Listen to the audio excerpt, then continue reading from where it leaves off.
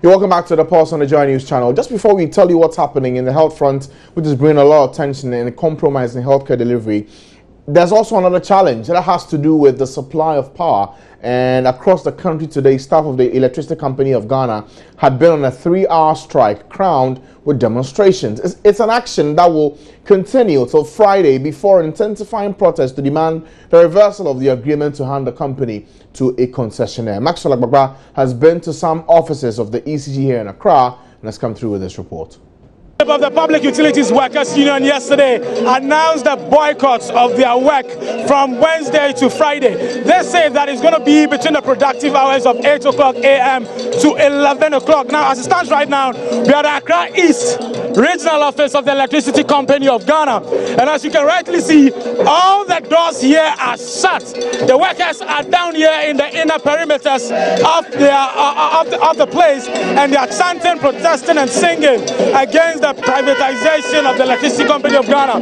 Now you can see this lady right here holding this placard. Now it reads, politicians want a place to invest their loot. That is why the concession. It also says that how many Ghanaians can pay light bills with private sector participation in place. Now let's go and see more of the placards and what they are saying. Now this one says if ECG should go on concession, then government of Ghana must go first. Ghanaians are taking directive from World Bank and not government of Ghana. Now, I have another one here which says, Mr. President, think about the plight of the ordinary Ghanaian. Concession is not the best solution to the power challenges. Now, this lady here also has this placard, and it's the same thing. Politicians want a place to invest their loot. So, the denominator for a lot of the placards here, it's about their grievances. It's about their disapproval of government's decision to privatize the Electricity Company of Ghana. Let's speak to some of the workers here and let's hear what they have to say. Sir, you are a worker of the ECG. Tell me, how is this privatization going to help you as an individual? How is it going to affect you as a worker of the ECG? It is going to affect me seriously as a staff, because the decision that they have taken, or the decision that government has taken, it is not good, and we are saying that it is not good. It is not going to help us. For instance, you are telling us that you have given a contract, ECG, if the contract takes off, every staff of ECG will be guaranteed permanent worker status for 5 years. After 5 years, what happens? Okay. That one alone is a serious case. But honestly, don't you think this is counterproductive? Because one of the arguments being raised is that ECG has not been efficient over the years. So what we want to do is to give it to a private person to manage it properly. Don't you think what you are doing here is counterproductive? Is it ECG's making that is inefficient? Government intervention is another issue. Government should give ECG a managing director a management contract of 5 years. That one alone ECG can stand. Apart from that, government is showing ECG a lot of money that is not paying. Okay, so it looks like the chancellor is not going to stop anytime soon, because as the song ends, they raise another one, and the energy keeps increasing as the day goes by. As you can see, it's really hot, it's scorching hot, but these workers have defied the harsh weather conditions currently here, and they are saying that they want to protest against the privatization of the Electricity Company of Ghana. We have another gentleman here. He's going to tell us. We have the Deputy General Secretary here with us. He's going to tell us more about how he thinks that the privatization would affect them as workers of the ECG. Now, the argument has been that with this agreement, 5 years before, if they would have to lay off workers, before that would happen. But what are you saying about this? We have heard them, but we don't really have confidence in what they are saying. Because as for politicians, they are under pressure, and they can be able to tell us something just to convince us to accept what they are saying. But in actual fact, after 5 years, what happens to these workers? After 5 years, if they decide that, okay, they will lay them off, or they will make the working conditions so bad that they cannot be able to continue to work, what happens to them? So we think that this concession is not the best option for ECG and for Ghana and we think that we should look for something better, because our doors are still open for further negotiations. We are ready to sit with government to look at the best option for this company. But the concession option, we are saying no to it and will never back down on that decision. Okay, so as it stands right now, all your regional offices across the country is closed between the hours of 8 o'clock to 11 o'clock. Yes, all the regional offices are closed. All the regional offices, the district offices are all closed down. What about the people who sell the prepaid, credits and all of that? Are the offices also closed, or they are there to sell the people? They are also closed because we think that all hands must be on deck. What is before us is more heavier than what you are talking about now.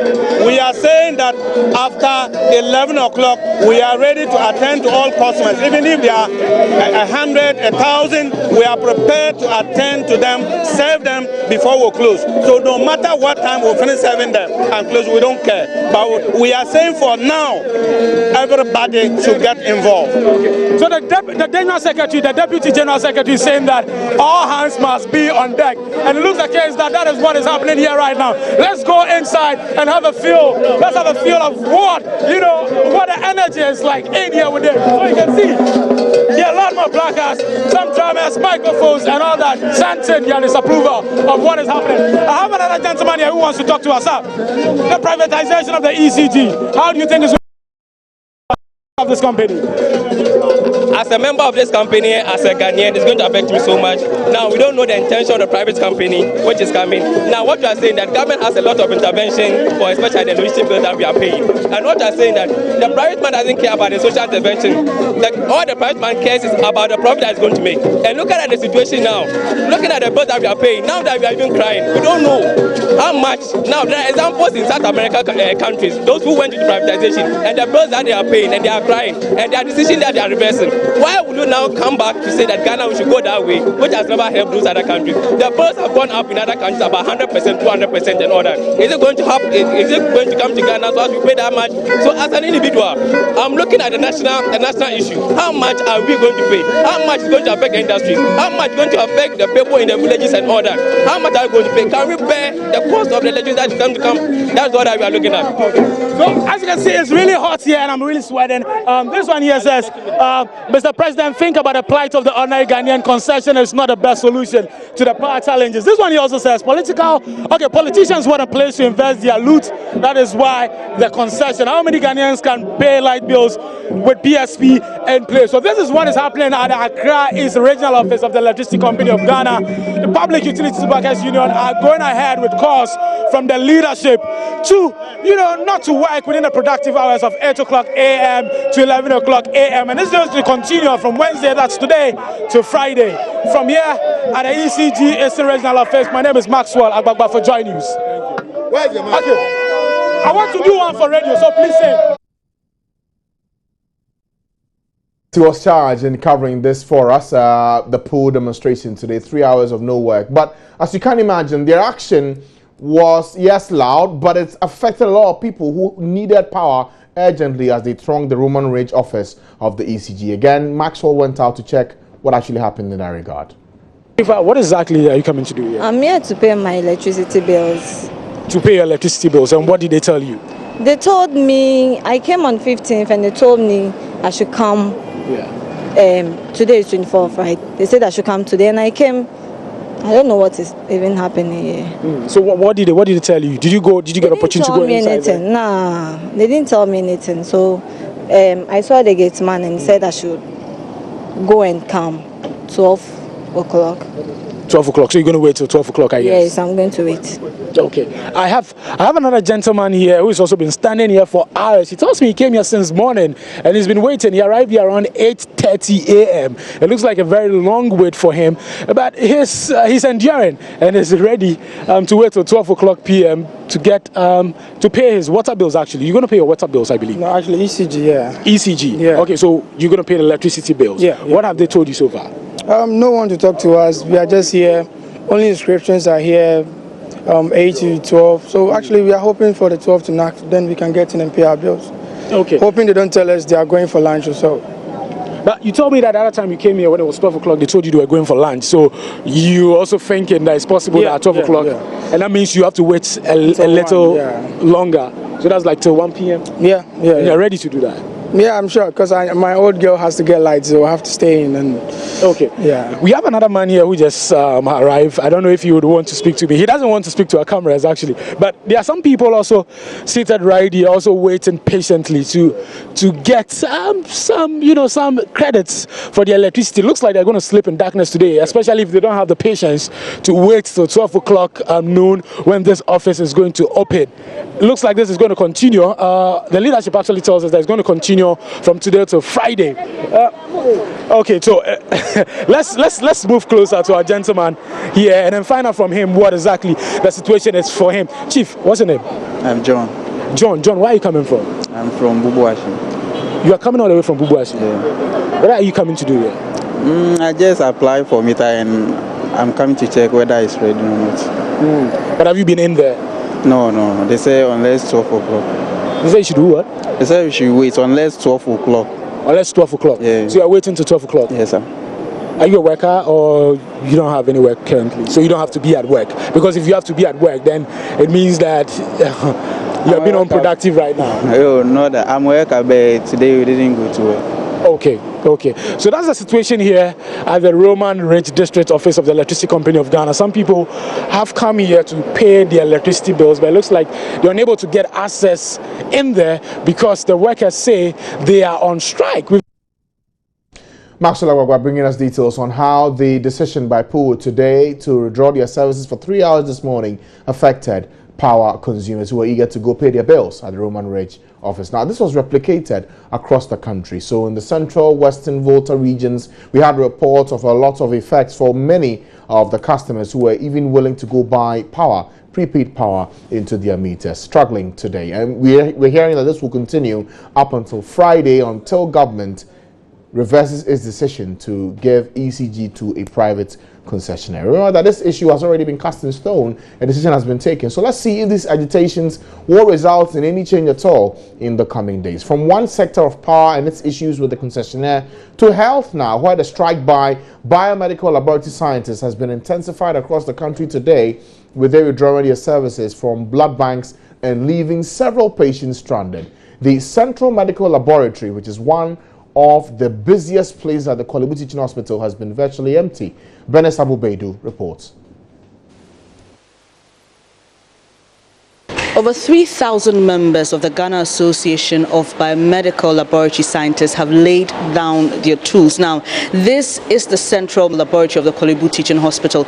On a typical day, the laboratory sees over 500 patients, but today nothing of the sort is happening. There's absolutely no activity. Right behind me, you can see that the reception desk is empty, and all the people seated around here are just getting rest for themselves, and nobody is attending to them. Principal biomedical scientist at the Korle Bu Central Lab and former General Secretary of the Ghana Association of Biomedical and Laboratory Scientists, Victor Amesawu Degenu, explains why the strike has been intensified. On the first day, we didn't call for total strike. Again, we're attending to emergencies. But the second day, we're hoping that the government will listen to our plea and come to our aid by attending to few things that we raise, launch the document and implement it, but it did not take effect. So therefore, the need to have a total strike, and that is the only language that I think the government understands better. So how long are you willing to go on with the strike? I cannot give you any definite answer to that, but we are hoping that the powers that be will see reason in what we are doing and what we are calling for and resolve the issue amicably.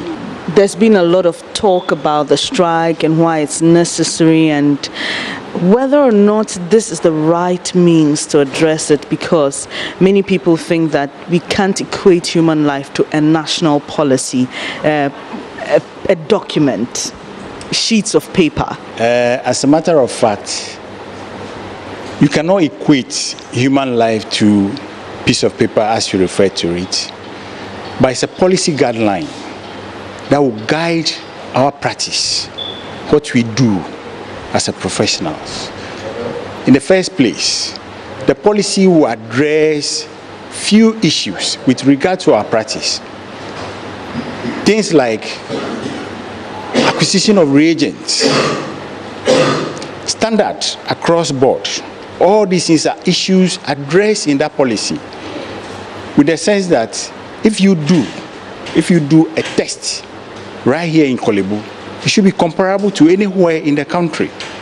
And once you don't have that standard guidelines, it means that anybody can do anything.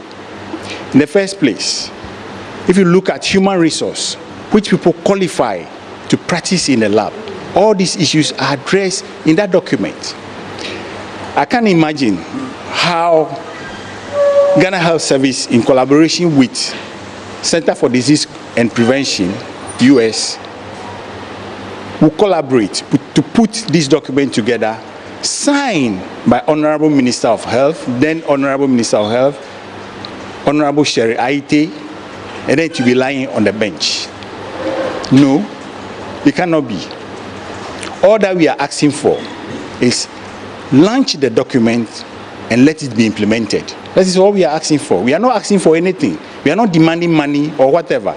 We are asking for just launch the policy and let it be implemented. The hematology department, where diagnosis and monitoring of diseases of the blood and blood-forming organs are done, was deserted. Some striking laboratory scientists who spoke off camera explained that the blood bank was receiving blood, but those bloods were not going to be worked on. The PRO of the Korle Bu Teaching Hospital, Mustafa Salifu, in a telephone interview stated it's early days to determine the impact of the strike. He added that data will be collected and the public will be made aware of the impact of the strike later.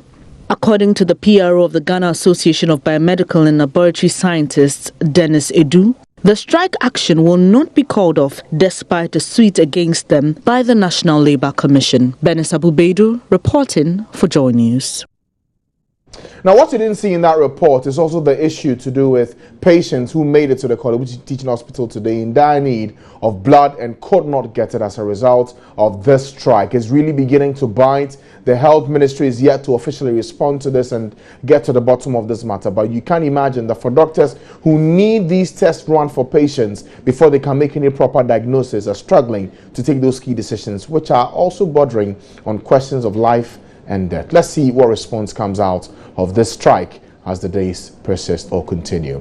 Let's head to the Ashanti regional capital, Kumasi, now, where it's virtually sitting on a time bomb as wayside fuel dealers have a field day. Joy News just revealed that the unauthorized trade, which poses a threat to life and property, is enjoying high patronage from both commercial and private motorists. Kwesi Debra has more in this report.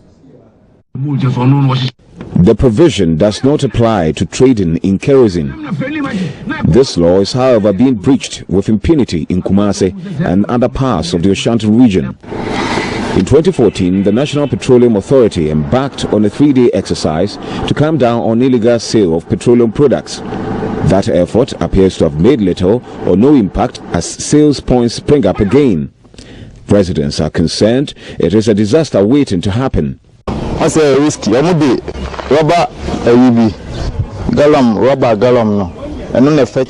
risky. Gallons are used in fetching the diesel, and some of it spills in the process. We work with fire also, and there are mechanics there who work with electric gadgets. Accidents could happen if there is a spark in the process. There is no protection. It's very risky.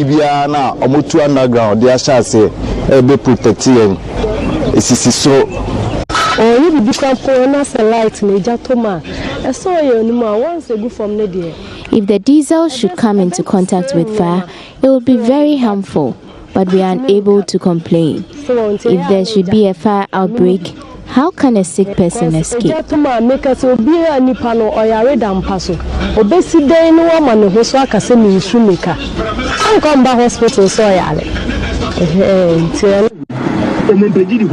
One of the dealers, who would not identify himself, acknowledges the practice is dangerous, but says he doesn't know it is illegal.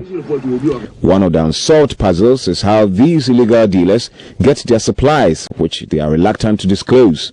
Love News sources, however, indicate fuel tanker and other heavy-duty truck drivers, especially of construction firms, sell to them.